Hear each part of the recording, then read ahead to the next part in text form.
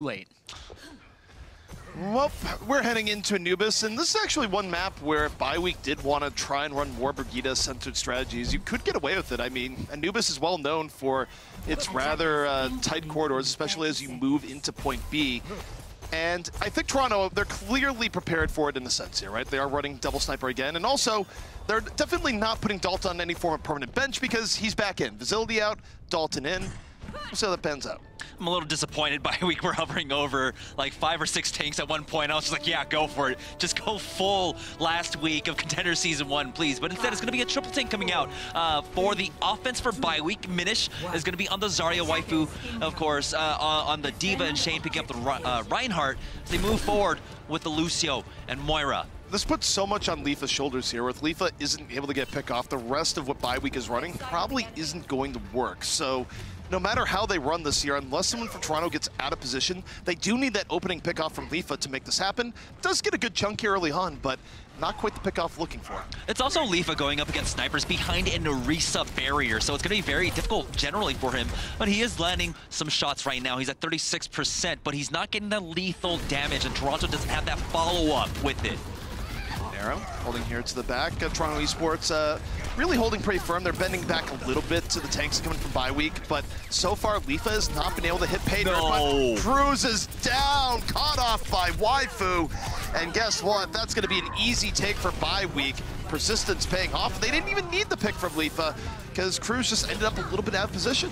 Yeah, waifu just strolls into the club with his boosters, getting right on top of Cruz, melts him down, chases him into the Mega Health Pack room, and Cruz is trying his best to just LOS him, but he had no support whatsoever there because the supports did get split up. And so now, Bi-Week moving on to point B. This is terrifying. They can really just snowball into this. And the way they're going to snowball is with one man's rocket hammer. Shane, the master of his own destiny right now, moving on forward. Popped it to the air. Big air and a bigger slam. Let's go. Pizza Demon has to fall through. This is why you don't give this burly German man some hang time, as Bi-Week might be setting a super quick time. And that was all Nero knocked him up into the air. You can't do that. We have to talk about the 7th man on the Bi-Week roster, which is that concussion mine coming out from Nero there. So one tick already secured by Bi-Week. Here comes a second, and now they've even got the self-destruct along with the Graviton Surge to finish this off. I didn't realize that Nero named himself after the Russian Emperor, because that was about the same degree of sabotage to your own empire right there, as Bi-Week holding firm, and that's going to be easy pickings. This is why Reinhardt can't fly. Did you see Nero and Shame swaps over to that Soldier 76? I didn't play the Junkrat at all. No, it wasn't me that got Shane right into our back line there. But that was, as soon as I saw the trajectory, I was like, oh man, he is set up for perfection. Nero burning down his own city as Shane. You really could just like put that in slow motion and just start, you know, sync it up with the Space Jam soundtrack. It's like, I believe I can fly. And then like immediately go to the part where you're actually talking about jamming because they got dunked. I thought you were going for the Welcome to the Slam, that one. But yeah, Toronto Esports now, they have to stem the bleeding here. They need to set a really good time because Bi-Week, they got 5 minutes and 53 seconds on the clock for themselves. You know what? My singing is so on key that Bones Malone is sitting here to my right, and he's in awe right now. If you didn't know, Bones Malone is actually also a music producer on his off time. Yeah. That's why he's got the Moby look going on. He said that Simon Cowell is actually going to call me right now, and he's going to come back to American Idol if I participate. And I know they canceled that show, but they're bringing it back. I haven't watched TV in so long. I'm still trying to figure out if it's canceled or not, because I know it got canceled, got returned. Did it get canceled again? I feel like it got canceled. I don't actually know. Now you're making me doubt here. It's like, did they resurrected? Maybe they did. But I know Simon Cowell has not been on it, so there's at least that. That is true. It's not American Idol without Simon Cowell. No, absolutely not.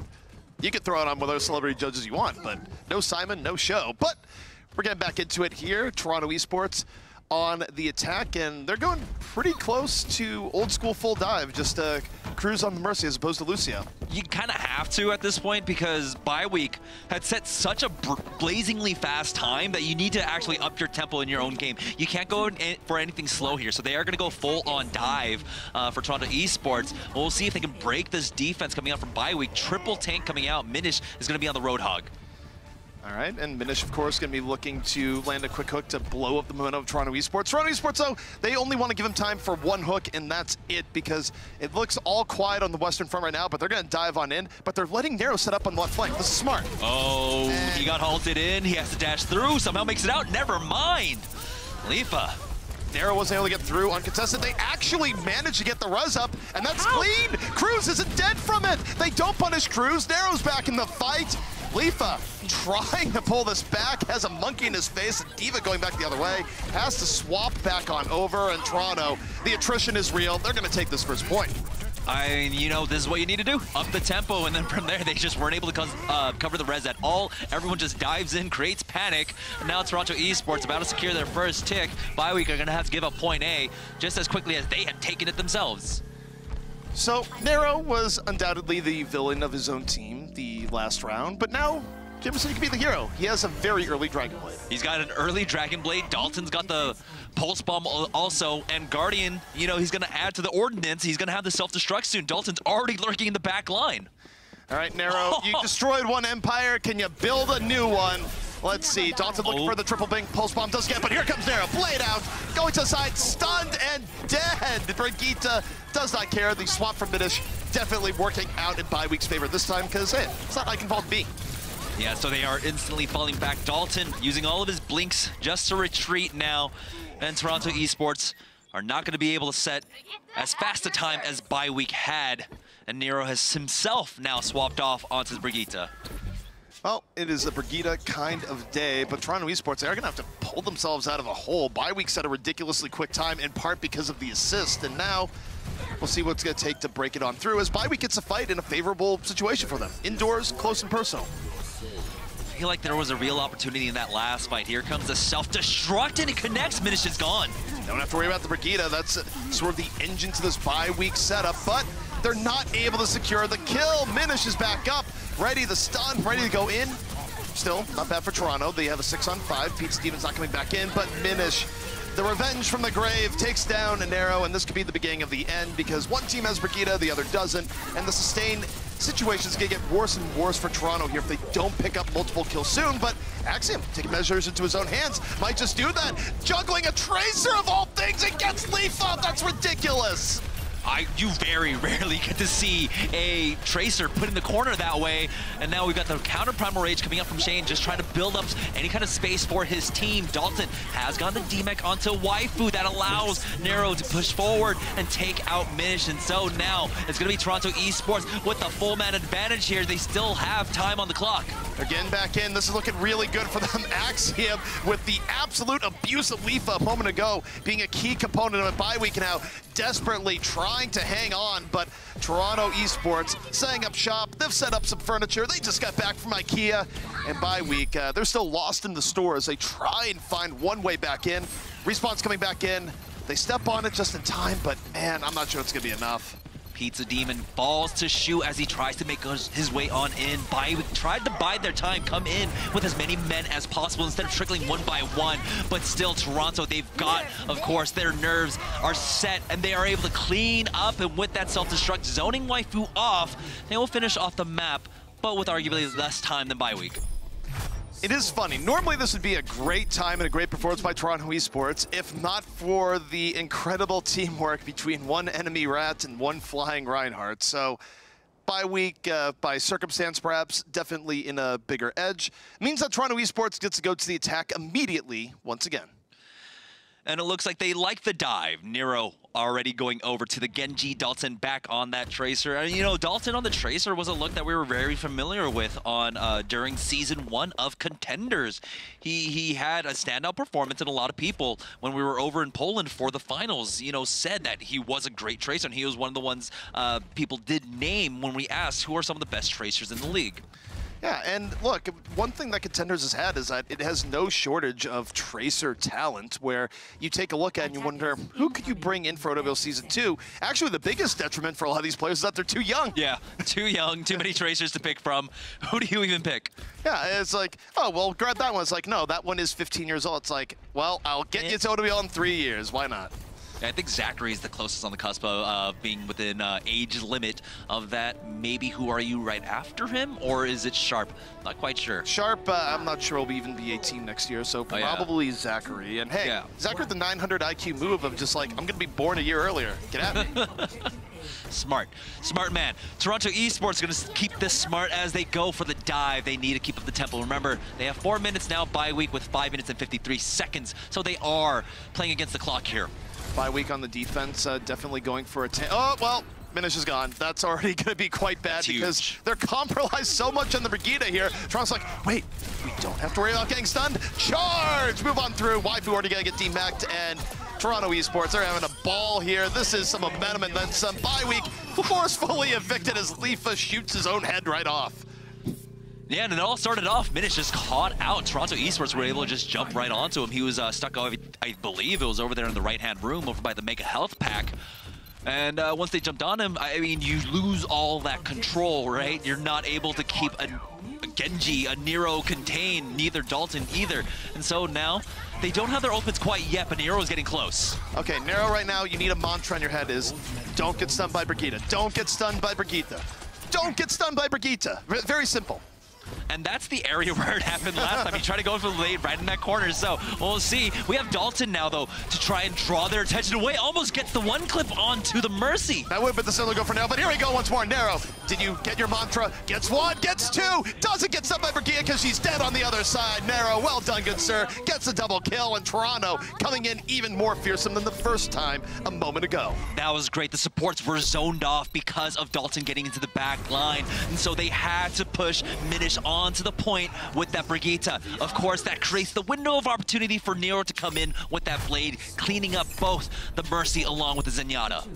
All right, and now I would say in terms of momentum, after the first attack, obviously I'd say it's a big advantage to bye week, but that second attack from Toronto was so good, and they still have so much time left that now it's bye week that's on the opposite end, where I don't think they can count on the divine intervention of a traitorous Junkrat to give them that sort of initiation again. I think Toronto's going to have a much better time holding on point B, should it come to it.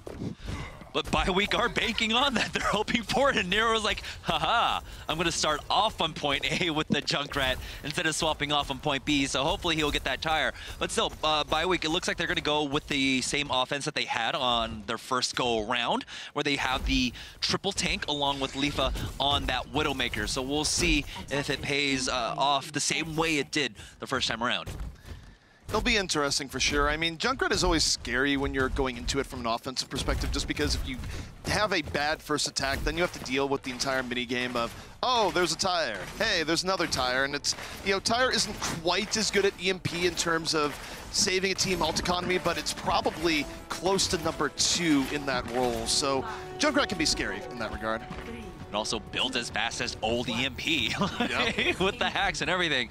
But here we go, bye week on their second offense now. They will be going with that triple tank setup. Pizza Demon and JKW on the Moira and Lucio respectively. We'll go ahead and speed boost them on into the left-hand side. Lifa, again, looking for early pickoffs. Wasn't able to get the first time around and kind of got a gift with Cruz getting picked off. I don't think that's going to happen a second time. So, again, good pressure here on Lifa, but you look at where Toronto's positioning, they're not really giving Lifa easy shots. Nero getting some poke damage in. He's already a third of the way over. That's going to put him at 50% now with a concussive mine. Some grenades landing, and now he's already at 73. This is a scary position for bye week to be in. Yeah, because in 2 seconds you're going to hear fire in the hole, and someone is going to fall. It's not even 4 a.m. So we get fire in the hole. Well, as prophesized, the tire's on the way back out, and nothing JKW can do. He's like, ah, this is happening. Yeah, he just stops squarely in his, I don't even know, are those like rollerblades? Are those like future rollerblades? Magnetic rollerblades or something? Oh, I don't know. And future really covers anything what they might be. Future. But now, Dalton, he is starting to really get online. He's at 74%, but has been connecting with those shots here. Nero, having already used his first tire here, has to build it up once again, but it's a Junkrat, and it's up against triple tank. I think he's going to be able to do that quite successfully. I mean, Junkrat builds a lot of cash here in these sorts of situations, and it's not a surprise, right? 30% already. Bye week, actually able to get through here a little bit more unharmed than you would expect. Nero doesn't build that much in the way of ult there early on. We'll see if Dalton can land a pick-off or two here, where he's looking at the main group, and now he's going to turn his eyes to the left here, right? He knows where Leafa's over there. And no, still looking for tanks, doesn't really care about Leafa. Well, look at Dalton on their side, under a little bit of pressure. Nero, though, has started building up in the course of this. Got a lot of good chunking there. Toronto kept up by the Transcendence. The tire is built up. Is it time? The fire in the hole. Nero's waiting. He's under pressure. That's why he hasn't used it yet. And also, he doesn't have to. They got the kills they needed, and they're able to save the tire. And they're going to stagger Waifu here, who's still in the Baby Diva form. Cruz gets the resurrection off, so Nero is saved from that short walk on over. And, you know, bye week, again, they just can't rely upon this composition to do what it did last time, because honestly, it was just Cruz just narrowly getting caught out. Waifu tried to make that same play. He boosters on up to where Dalton and Cruz were, but Cruz had, of course, his Valkyrie that time. Early self-destruct, a little bit ambitious by Guardian. I know Guardian likes trying to go for the mammoth self-destruct plays, but it doesn't always work in his favor. Used rather fruitlessly, but you see the Graviton come in from Minish. It gets both supports. Both supports are down. Nero strikes back the other end, but Toronto doesn't have anything that's gonna heal them here, and Nero says, all right, me versus the world. Probably not gonna work out, as bye week is very much in control of the point. They're gonna get it. Let's look at the point B. And point B is going to be another scary prospect for Toronto Esports, because bye week, they've got two great ultimates coming into it. I mean, last time they, were able to win off of, well, Nero helping with the concussive mind, but Shane's Earth Shatter, which connected onto 3 members. So, and he's got an Earth Shatter this time around with Waifu, who's got a self-destruct to follow up for it. Don't do it again. Oh, yeah. He has it set solely, squarely at his feet. I can't handle this deja vu right now. It would basically convince me that the world we live in is actually the Matrix. It's just Theo was simulation. right. All right, watching. There's no mind here to give Shane the crazy airtime, so it's a little bit different. Toronto, I almost untrustful. They open up here though for bye week, the self-destruct. Shane drops a hammer, knocks down 2 anyways. Ooh. No assist required, ends up throwing himself over the wall. It's a clean engage by bye week, and they just go to town on Toronto Esports. They might get this without the aid of a rat. Second tick coming on in as Nero is going to go ahead and send in the tire, but it is cleared off, and there we go. WTB defense as we are going to the 3rd iteration of Anubis here. Hey guys, want to pray in my circle? Zenyatta at the end. It's just like, far too late. Far too late. Yeah, let's just drum circle, guys. I got some kombucha. Let's go. Oh, Zen. I like to think that Zen, even though he's a robot built in the far future, really deserved to be built in like the 1960s. Oh yeah, he's an old soul. He's an old soul. I could just see him being like, the Beatles are pretty cool. It's pretty rad, man. Now, tables have been reversed. It's Toronto Esports with a time advantage, so bye week are going to attack first in this iteration of Anubis. And it looks like they're going to go ahead and draw from that same well where they go for that triple tank setup. Toronto Esports had a bit of a better defense this time around, marginally so. Well, I would say for Toronto on the last push, if you think about it, bye week was going in with like 6.5 minutes. So Toronto almost had a full hold duration there. So if bye week has as slow of a start this time around as they did before, where they have to rely on the rarity of getting both supports and a grav, I mean, I'm not sure that's going to happen in 2.5 minutes. So this has sort of been a theme where we've been saying, okay, we're going to look to Leafa to get early pickoffs. Toronto's been playing very well around it, but if there's a time for Leafa to make the Widow role worthwhile, which so far has been very rough for him on this map, it really does have to be now. And we got to see the strength of the Widowmaker ultimate there when Dalton used it on that secondary defense, where he only needed it to figure out where Leafa was so that everyone could play the sidelines properly. Now they're going to speed boost onto the right-hand side instead of trying to contest on the left hand. Take the high ground away now from Dalton, who he immediately has to go ahead and grapple on over to the other end. I think Nero's totally okay with this. It's very easy to land very high-value grenades into this area. Bye week doesn't want to stay there for too long. I guess the hope here is that they expose themselves to Leaf on the other end, but no, they're going to go to the point and go, okay, guys, you have to fight us here. And if Toronto goes in hard on that, what they're going to find is that they could get sniped by Leaf in the back. So they do have to commit to the point. They give up a tick for free. Waifu's going to go back the other way. It's a bit of a split. And Nero so far hasn't gotten that much in the way of damage. But Axiom might go down here. Never mind, he's got the pocket of his mercy. So Toronto Esports looking to try their best to hold on, but Shane has been such a menace on this Reinhardt, connecting with so many fire strikes, doing a lot of damage now. And he's onto the point, but Axiom with that mercy pocket in tow will be able to step right back on. Dalton goes to the skies, takes out Minish. Toronto will hold. That feel when Widowmaker just flexes and it's so glorious that everyone else falls. Dalton pulling Toronto out of the fire there. Usually you'd expect that from the Rat, but sometimes it's a Widow. And now bye week. They weren't able to get to that critical mass. Shane does have the Earth Shatter Pizza Demon along with that Coalescence, but there's a lot of sustain on the side of Toronto Esports. As long as Shu doesn't get caught out with this Transcendence, I don't see a way of bye week finishing this fight off. Yeah, I mean, for Shu, it's very simple. Don't get sniped and don't get charged into a wall, and just have your finger ray in the Q key. And he had a very itchy trigger finger there, immediately transcends as the time comes in. But Toronto was able to easily fight back. However, Dalton from the side gets rid of Moira, which is the engine to it. And with Lucia down, there's no more supports as Dalton got up close and personal with Leaf on the other end. This is my sniper nest now as he just forcibly removes him there. Take a look at the power position. Never mind, he's going to go ahead and fall back. He doesn't have to play so risky. They're already succeeding in this hold now. Bye week.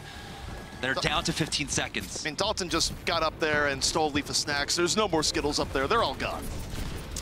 And I don't know if they can even touch the point. They're going to try their best. JKW has a speed boost here, but they're getting slowed down by the hold. Dalton connects. Dalton gets him, and now Toronto with the 6v5. They got to stay on the point right now. Please get back on the point. And it's rough for them. They run right into the Earth Shadow. Shane says, you guys are too slow. And bye week might actually gain that extra 30 seconds here. Toronto, let's bye week off the hook, and let's get one more good crack at point B. But they use their huge high-impact ultimate, right? What they've used in the past to crack open point B was Shane's Earth Shatter. This time they have to rely upon Minish. He's got the Graviton Surge, but he has to be careful. Guardian is still around. He's got, of course, the Defense Matrix. You cannot just fire that in. He goes behind the pillar. There it is. Graviton in, Cruz out of it immediately. It's a 3-for-0 as bye week might be putting on point number 6 to the board. Toronto just got rolled right on over. That was not a good response from them as they were all stuck, glued to a pillar, courtesy of Minish. We're in overtime. There's one tick. Can we get two? We're gonna get two. Toronto, last reserves coming back out. They're running right into an energy beam. Transcendence out from Shu, but it might be too little too late. And hit the deck, says Shane. Another hammer hits the ground. Yeah, Shane's Reinhardt has been such a solid foundation for bye week now. They are cleaning up the members of Toronto Esports. About to get that 6th point on the board as Waifu is able to focus down Shu. And we've even got the emergency Mei, but he's not going to be able to survive long. He's behind the point. Mei's just like, why did you break me out of cryostasis? I'm not fit for this. And even with the self-destruct pickoff, it's not enough. Wait, actually, wait, bye week got off the point. What? What? I take it all back. That was a, oh, what? No. Okay. That was the thing. I understand Diva is scary, but someone... You got to give your body for the play there. Someone has to give your body for the play. Because that looked like... Wow. That was theirs to take. They were getting every straggler that was coming in one by one. They were able to weather the blizzard, weather the storm of the maze stall and everything. Well done, the Guardian. Guardian scares him off, and Toronto now has an easier path to victory, although, realistically speaking, 3 minutes to get over 81% on second is not actually that much time. I think, statistically, if you were to run this through, bye week off of just the raw situation would probably still be favored right now, I would say. Yeah, I definitely. There's a win condition, right? It's a huge win condition, especially seeing as how, you know, there's very low chance that this could go to a draw. I think statistically, or not statistically, but mathematically, there is an opportunity to draw, but not really. We're not going to have the 6 points put up by bye week, but still, it's 3 minutes and 7 seconds for Toronto. Now, they're going to go back to the dive, which has worked out for them so far on both of their offenses. A completely different look from what bye week runs on their offense. This is going to be interesting, to say the least. Toronto, once more, one more final attack. They've been very good at picking off Minish early on, but how long can that happen? I mean, Minish, in theory, should be a little bit more protective in his positioning here. Cruz took a shot to the body. Has to be careful with that. Mercy will get healed on up. Nero starting to make his way into the back line now. No one's quite spotted him out, but they should know the Genji is coming because that is the normal MO of a Genji. Leafa holding in the back. It's definitely on the lookout for Nero, but for now, well protected. Should have an idea that Leafa's going around that left side. And now we see Axiom moving on in. Gonna force Leafa to reposition and an early pick on the PTO. Shu takes down both opposing supports, and he's not done yet. Grabs Minish for good measure. Oh my goodness, Shu with 4 kills right now. Hello and goodbye. Toronto Esports off of the power of Shu cosplaying as Jonak. Gonna get in and get this point.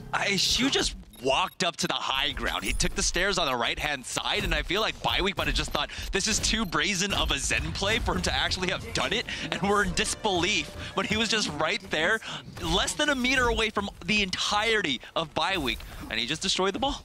Absolutely ridiculous. Well, it's still 2 minutes for Toronto. There's still options here for Bioweek.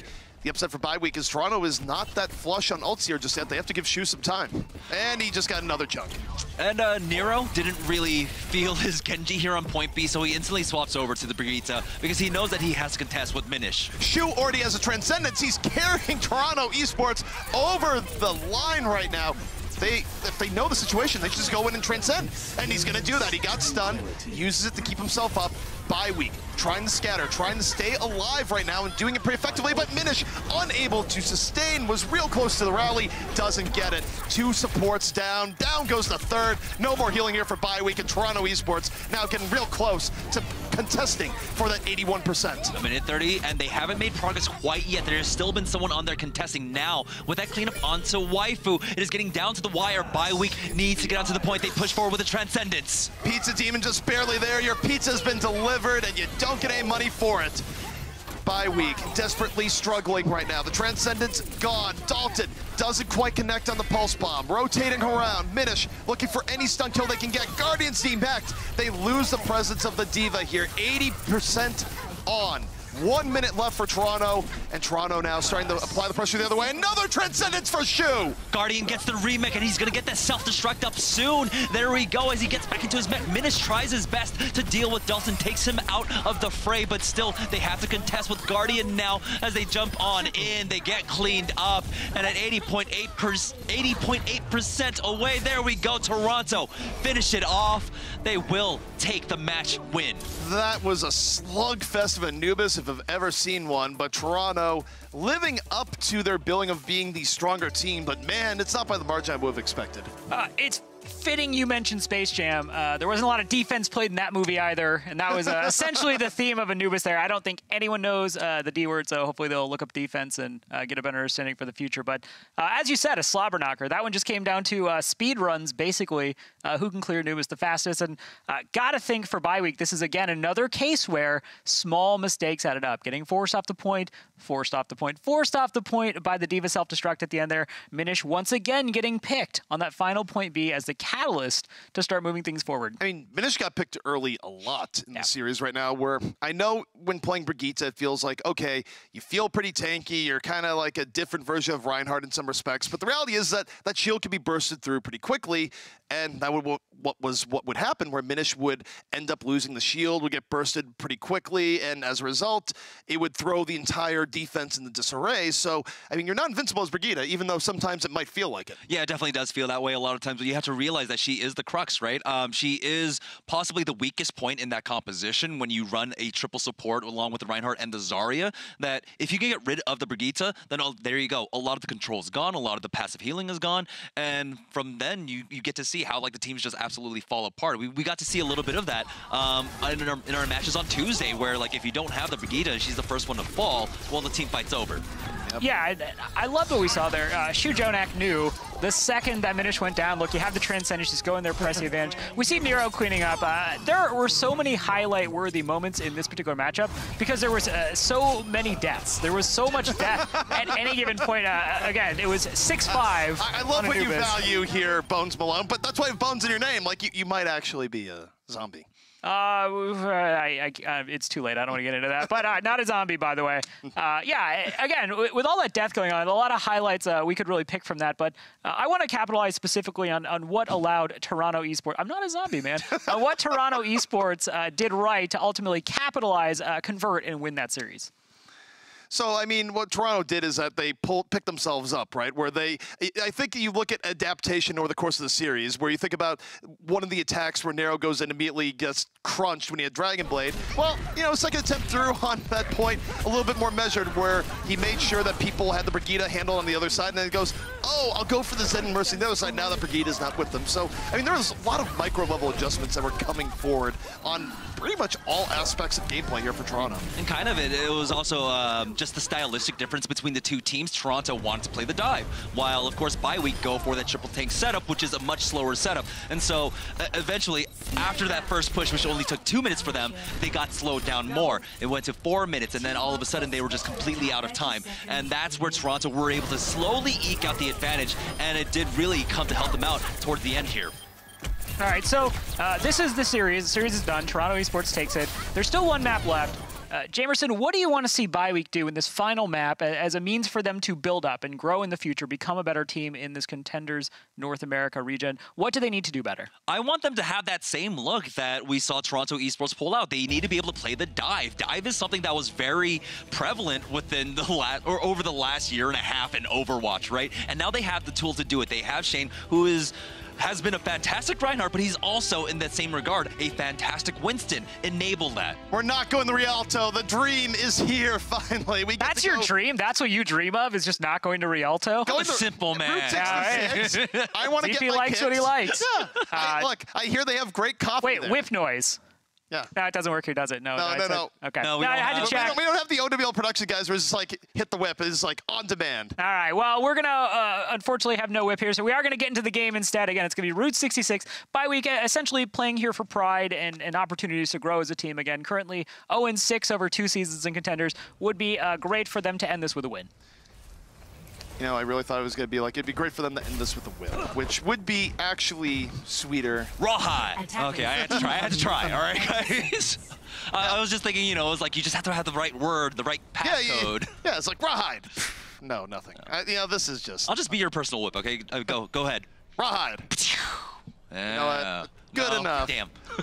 You know what, though? Take a look here. I kind of want to eat at the diner. You could place this in Blizzard World. If you ever did have a Blizzard World someday, you put this diner here. Roadkill burger? Oh, yeah. Tasty. The Taco Tornado, though. Taco Tornado. I feel like I've heard that somewhere else before. Seems like a bunch of hot air to me, but Bi-Week gonna be starting out here. It's finished back on the Hanzo, and glad to see it. I mean, he did play quite well on it back in Eichenwald. Yeah, it looked fantastic, but we also have to talk about what happened on Eichenwald. Facility was brought in, and now here he is. He's back in on that Widowmaker. Double sniper composition for Toronto Esports, along with Bi-Week. And right now they're just going, you have shields. That's cute. We have a Roadhog, we have a Hanzo. We're going to bust through the Orisa shield, and Minish had an opportunity to dome the other Hanzo on the other side. Doesn't quite happen out. Lifa getting some air and immediately going back down. So Bi-Week trading off some shots. Toronto holding strong. But because they are holding on top of their girls, finally dropping down now, Toronto Esports will contest. Halt, Hook comes in. Will they be able to delete? No, things turn in the favor of Toronto Esports. Shu coming back in style, where it feels like over the last map and a half he's starting to really come alive again. Facility, of course, swapped in over Dalton, and Nero getting a little bit of airtime there as Hanzo going around, turned the corner, and down goes Waifu, unable to escape. And the part of that means that Nero has now built his Dragon Strike. And this is a scary prospect, right? Because of the narrow corners, because of the really limited options of approach to make on this map, it's easy for Nero to be able to spam either of the entrances, but not when you're dead. He can get brought back up, though. Cruz is going to be there. It wasn't something that would be absolutely push-killing, but it does mean they don't have the res up if Leaf is able to do it once more. He's about to get that infrasight up. He'll have very valuable information. Facility already having popped his. Nero's waiting, and he's going to split up the team. They should get aggressive onto Shane. Drops the Dragon Strike, immediately eats Lifa right up. They don't have to worry about the way on the other end, and Waifu trying their retreat, not going to happen. And man, Shu has been getting feisty here on the Zen, feeling way more aggressive and getting a triple kill to boot. Where's the Shu all series long? I mean, it's the dojo of Zen, right? Like a lot of these Korean players just go through, and the thing they learn from Jonak is just like, go aggressive, go for the flank. I mean, that's what we heard about Alarm, right? He's a very flank-heavy Zenyatta, and he creates these opportunities for his team, like Shu has been doing in this series. You know, for Shu, it's even felt like less flanking, more just like, I'm just going to go straight. Just walk up, yeah. They'll never expect. Oh! Or that. It's really all up the cut right now for Toronto Esports, where they'll never expect it if you run straight at him. That was Guardian's theory for that bomb. Yeah, I mean, you don't need a Graviton Surge when you've got the mini grav and the Axiom's Halt there. That was just perfect setup coming out from Toronto Esports, and now Bi-Week are really up against it. 1 minute and 15 seconds left on the clock for them. I mean, honestly, I'm just hearing like NSYNC in the back of my head now, you know, bye, bye, bye, and all that. Like, because this has been rough for bye week and trying to get anything going right now. Toronto just out executing on every level. Diminish does with his dragon, get a lead forward, and a reset in his sights. And Axiom just kind of sidesteps. He's like, ah, it's cool.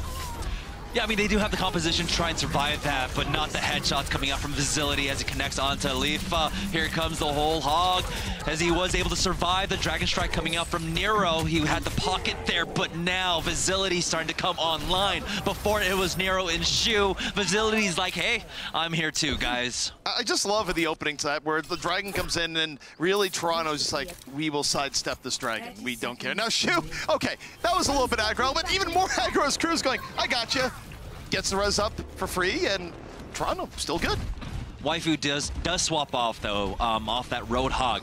As we're coming down to the last 15 seconds for bye week's push here. Will it be enough? Shane will have the supercharger for them, but Nero with the Storm Arrows laying the damage down onto Waifu. Almost got the D-Mech. It's the last attempt here for bye week. Waifu gonna get D-Mech'd early, so they're gonna have to do it without him. Toronto being aggressive once more. Minish out of it. They're down 2. Make it down 4. Toronto Esports. Oh, word. JKW just hitting the dirt. Oh, that was a brutal hold. Yeah, Nero just went to the shooting range there, right? He went like clay pigeon shooting, pull, tink, right onto that Mercy. He tried to flick the dragon onto her too as she was coming in with the GA. I didn't know it got that hot in Toronto because just about every player was on fire. That was a rough map for bye week, and I do think part of it too is just kind of, you do get fatigue for some of these teams where yes, every map matters, but reality, there's probably a lot I'm thinking like, it's late, it's been a long series, we're not going to win anyways. It just feels like there's a spark of life that's kind of missing from bye week right now.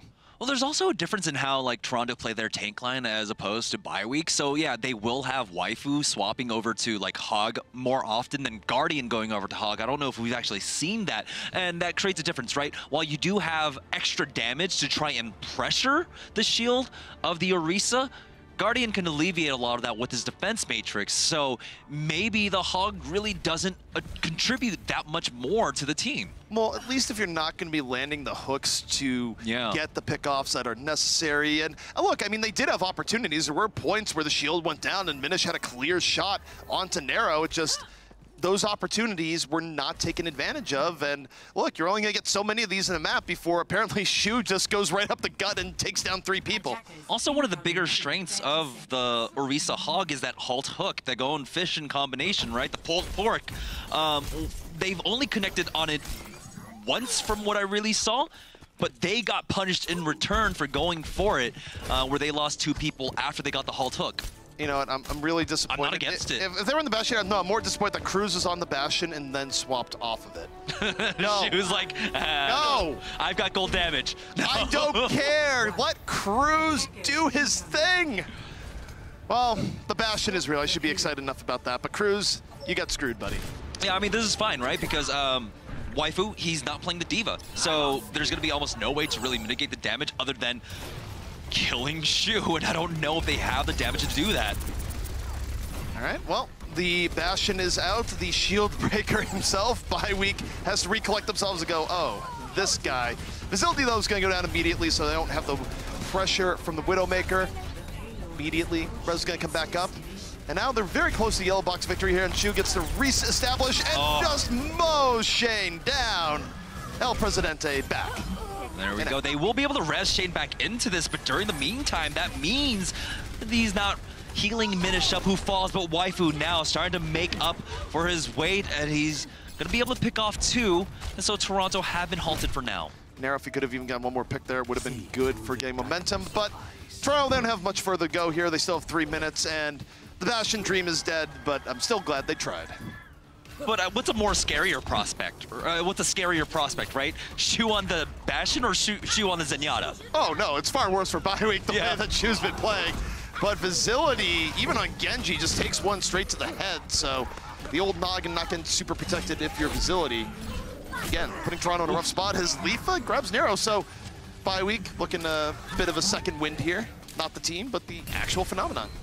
Yeah, I mean, I feel like, you know, Toronto Esports, really all they looking to do at this point is just bank up ultimates because the payload's right there. It's 8 meters away from finishing off this map. So they can just go for this huge power bank play, but they've wasted half their time to get that. Guardian going for a setup. Bomb goes to the back and gets Shane. Now, Shane's going to be resible here, and the Dragon covers it a bit, so Bywee can still recover. In fact, Axiom went a little bit too hard, thinking that he could go back in and have it covered.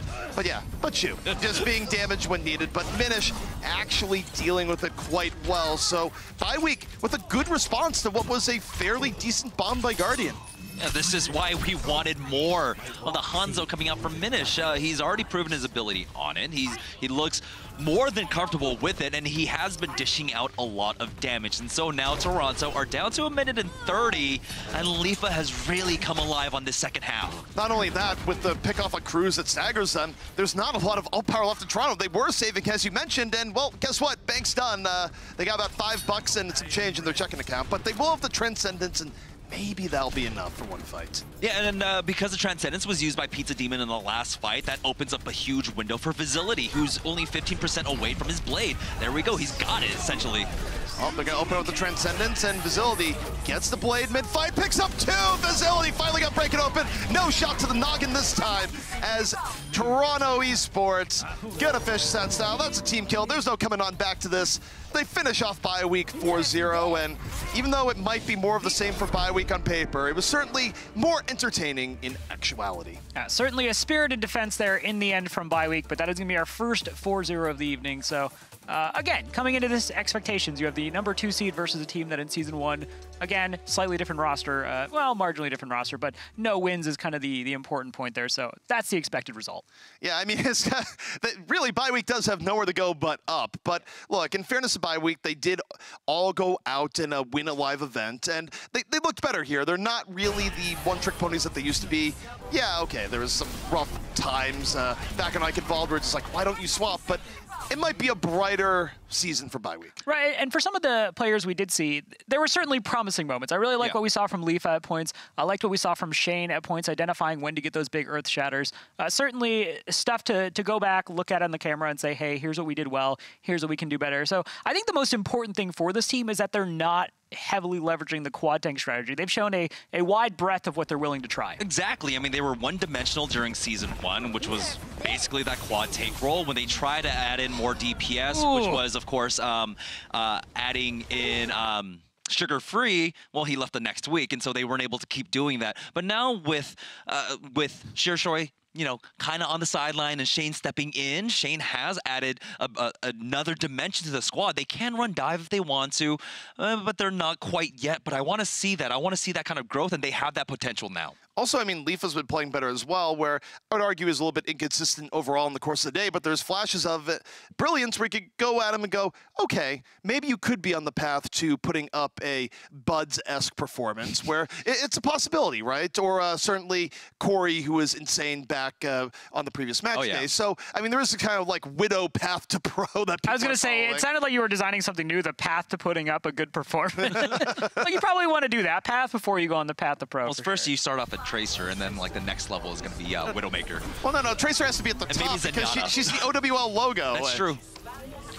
Certainly, I want to point out, we talked a bit about Bye Week there, what they can do to get better. Toronto Esports, Facility coming in certainly adds some depth to their DPS roster. Previously, Dalton and Nero, now they have a third option there. So it'll be interesting to see, as the season progresses, how they choose to leverage those different players. Certainly, Dalton and Nero had the lion's share in Season 1. That was essentially all they had. How does this change the dynamic of the team going forward? I mean, it means that game planning for it, you can't just assume Dalton's going to be there. Right now, Facility is just kind of a different Dalton, where from the opposing team perspective, I'm not sure there's like a super tangible difference, but it also means that if Dalton's having a bad night, you have an option to throw in there and be like, okay, Facility, maybe you can have a good night.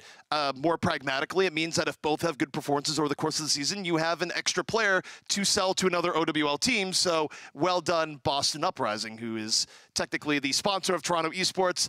Don't think too hard about it. And then it also opens up the fact that Facility, we saw at the tail end there, he was able to go over to the Genji, and he is kind of a superstar Genji. He's known throughout a lot of Overwatch circles as a great Genji.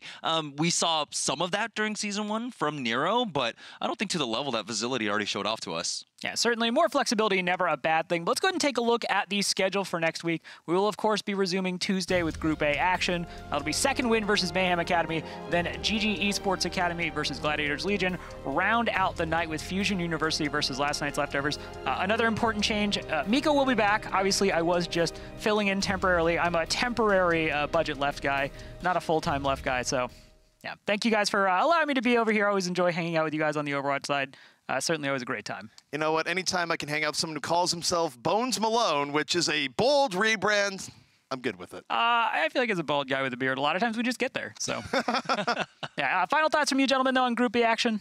I mean, honestly, the Group B action is living up to the billing, right? Where the self-proclaimed group of death, very close matches across the board, even when the actual score didn't really reflect it. And I'm excited to see more, especially from, XL2, to see how they decide to deal with their roster and different options that they have. Certainly the resurgence of Envy is going to be really cool to watch. I mean, across the board, there's just storylines for days. Yeah, and despite that 4-0 not going in the favor of bye week, this was still a much better performance. And I see a lot of potential, and it really does prove that path to pro, right? They started off open division, made their way through trials, got into season 1, got stomped through season 1, but they're making improvements now as we move on. Saiyan rule has taught us that the more lumps you take, the stronger you will get. So